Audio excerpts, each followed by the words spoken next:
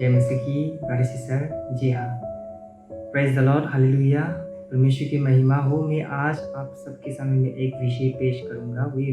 वो नाम है नूह का दिन पहले ही आ चुका है। क्या आप मनुष्य को बचाने वाले परमेश्वर के सिद्धांत को जानते हैं? हाँ, मनुष्य को बचाने का सिद्धांत परमेश्वर का। जी हाँ, क्योंकि हाल के वर्षों में दुनिया भर में आपदाएं बहुत खराब हो गई है।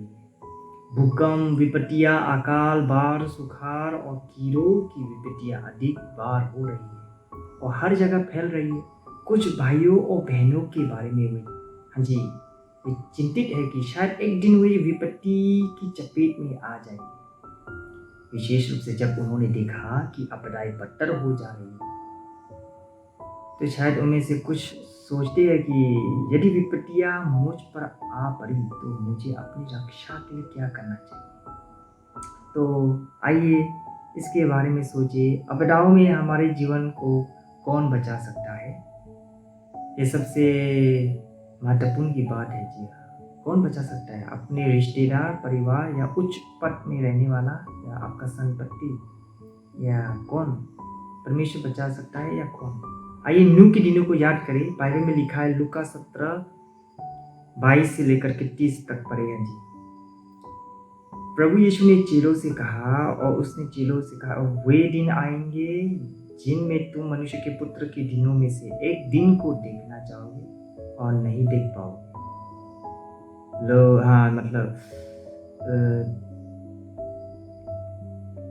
लोग तुमसे कहेंगे, देखो वहाँ है, या देखो यहाँ है, परंतु तुम लोग कह चले ना जाना और ना उनके पीछे हो लेना, क्योंकि जैसे बिजली आकाश की ओर से आकाश के कौन दूसरी आकाश चमकती है, वैसे ही मनुष्य का पुत्र भी अपने दिन में प्रकट होगा। परंतु पहले आवश्यक है कि वो बहुत उठाए और इस युग के लोग उसे तुष्ट ठहराए। जैसे नूह के दिनों में हुआ था, वैसे ही मनुष्य के पुत्र के दिन में भी होगा। जिस दिन तक नूह जहाज पर नहीं चढ़ा, उस दिन तक लोग खाते पीते थे और उनमें ब्याह शादी होती थी। तब जल प्रलय आकर उन सबको नष्ट किया। और जैसा लूट के दिनों में हुआ था कि लोग खाते पीते, लेन देन करते, पेड़ लगाते और घर बनाते थे। परंतु जिस दिन लूट सदोम से निकला, उस दिन आग और गंधक आकाश से बरसी। उस दिन आग और गंधक आकाश से बरसी और सबको नष्ट कर दिया। मनुष्य के पुत्र के प्रकट होने के दिन भी ऐसा ही होगा। प्रभु यीशु ने हमें चेतावनी दिया था कि उसका दूसरा आगमन भी नूह के दिनों और लूट के दिनों के समान ही होगा, ऐसा ही होगा। यदि हम अंत के दिनों में परमेश्वर के द्वारा बचाया जाना चाहते हैं तो हमें नूह से सीखना चाहिए। नूह से मार्ग को सीखना चाहिए। आइए नूह के दिनों को याद करें, पीछे मुड़कर उस समय को याद करें या उस समय को देखिए जब नूह ने नाव बनाई थी। मानव जाति पूरी तरह से भ्रष्ट थी। लोग परमेश्वर की आशीषों से भटक गए थे। परमेश्वर द्वारा अब और उनकी देखभाल नहीं किया जा रही थी और वे परमेश्वर के प्रतिज्ञाएं खो चुके थे। वे परमेश्वर की रोशनी के बिना अंधकार में रहते थे।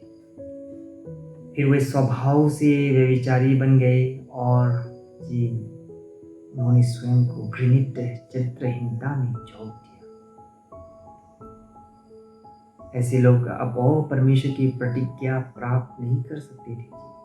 वे परमेश्वर के चेहरे की गवाही देने या परमेश्वर की वाणी सुनने के अयोग्य थे, क्योंकि उन्होंने परमेश्वर को त्याग दिया था।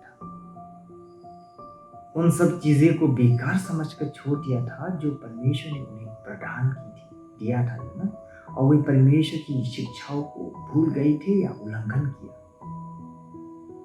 उनका हृदय परमेश्वर से बहुत दूर भटक गया था। इसका परिणाम यह हुआ कि वे लोग विवेक और मानवता से वंचित होकर पथभ्रष्ट, इतना अधिक भ्रष्ट हो गए। फिर वे मृत्यु की ओर निकट पहुंच गए। परमेश्वर के कोप और दंड के बागी हो गए। अंत में केवल नूह ने परमेश्वर की आराधना की और बुराई से दूर रहा, इसलिए वो परमेश्वर की वाणी और निर्देशों को सुनने में सक्षम था। उसने परमेश्वर के वचन के अनुसार नाव बनाई और सभी प्रकार के जीवित प्राणियों को उसने एकत्र किया। और इस तरह जब एक बार सब कुछ तैयार हो गया तो परमेश्वर ने संसार पर अपनी विनाशकारी शुरू कर दी। केवल नूह और उसके परिवार के लोग ही इस विनाशकारी में जीवित बचे, क्योंकि नूह ने यहोवा की आराधना की थी और बुराई से दूर रहा था। तो इससे हम क्या समझ सकते हैं? हम सभी जानते हैं कि नूह के युग में लोग मद्यपान, व्यभिचार, दुष्टता और हत्यारों में रहते थे और अत्यधिक भ्रष्ट गिर गए थे। इसने परमेश्वर की स्वभाव को भड़काया, इसलिए परमेश्वर ने उस युग के लोगों को नष्ट करने का निश्चय किया, तय किया। हालांकि परमेश्वर ने उस युग के लोगों को तुरंत नष्ट नहीं किया, लेकिन नूह को एक जहाज बनाने और उद्धार की मार्ग का प्रचार करने की आज्ञा दी, ताकि लोगों को पश्चाताप करने का मौका दिया जा सके।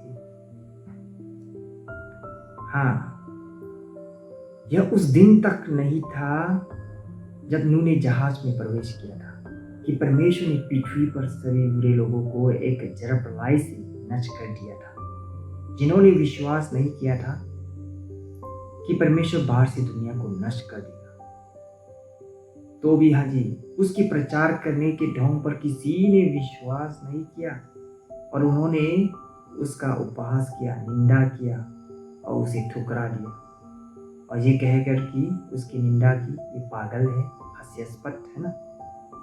चुन्नू को जब यहोवा का ठहराया हुआ दिन आया तब जलप्रलय उन सबको नष्ट कर दिया जिन्होंने नूह के उपदेश को सुनने से इनकार किया और जिन्होंने जहाज में प्रवेश करने से इनकार किया। जब यहोवा का ठहराया हुआ दिन आया तब जलप्रलय ने उस सब को नष्ट किया जिन्होंने नूह के उपदेश को नहीं सुना और उल्लंघन किया या हंसी मजाक उड़ाया। उन सब को परमेश्वर ने नष्ट कर दिया।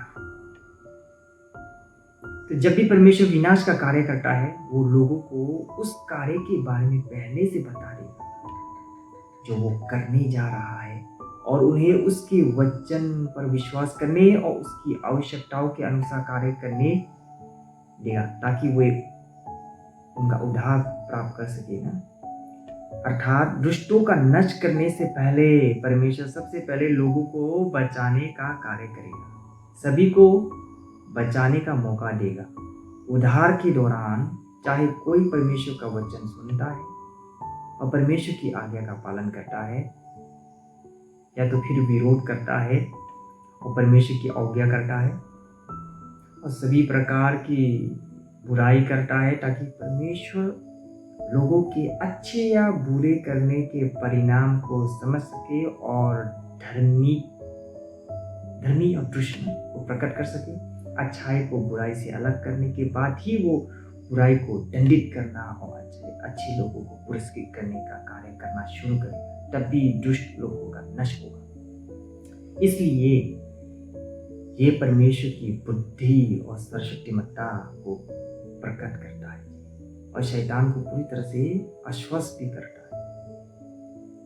मनुष्य को बचाने के लिए परमेश्वर के कार्य करने का सिद्धांत यही है ना, अर्थात इससे पहले गुप्त तरीके से करना और फिर बाद में सार्वजनिक रूप से करना, और मनुष्य को पहले सुनने देना और फिर देखने देना। गुप्त तरीके से काम करना मतलब मनुष्य को बेहतर ढंग से बेनकाब करना और बचाना भी है। हर प्रकार के लोगों को उजागर भी कर देता है जब गुप्त में करता है। जब परमेश्वर सार्वजनिक रूप से आएगा, यह वो समय होगा जब उद्धार का काम समाप्त हो गया होगा और परमेश्वर बुराई को दंडित करने और अच्छाई को प्रतिफल देना शुरू कर देगा उस समय में और हर आंखों से उसे देखेंगे। उस समय जब सब कुछ स्पष्ट हो जाएगा और सभी मनुष्य के परिणाम तय की जाएंगे। जब काम गुप्त तरीके से किया जाना चाहिए तो परमेश्वर गुप्त तरीके से करेगा। जब परमेश्वर के लिए सार्वजनिक रूप से कार्य करने का समय होगा तो वो निश्चय ही से सार्वजनिक रूप से करेगा। इसके लिए परमेश्वर की अपनी योजना और व्यवस्था है। जब परमेश्वर गुप्त से हमारे लिए कार्य करता है और ये हमारे लिए उद्धार का समय भी है। उदाहरण के लिए भाई बहनों, जैसे कि उस समय जब परमेश्वर का वचन नूह के पास आया और उसके द्वारा सुसमाचार का प्रचार किया गया, इससे पहले कि परमेश्वर ने जल प्रलय से संसार को नष्ट कर दिया। और ये भी उस समय की तरह है जब परमेश्वर ने सदोम को नष्ट करने से पहले दो स्वर्गदूतों को लोगों को ये बताने के लिए भेजा कि वो क्या करेगा, और ये संदेश दिया कि जो कोई नगर से बाहर आए वो उद्धार पाए। इससे पता चलता है कि हर बार जब परमेश्वर विनाश का कार्य करने वाला होता है तो वो लोगों को वचन भेजता है, या हाँ जी, मौका देता है। तो ये परमेश्वर का प्रेम और धार्मिकता है।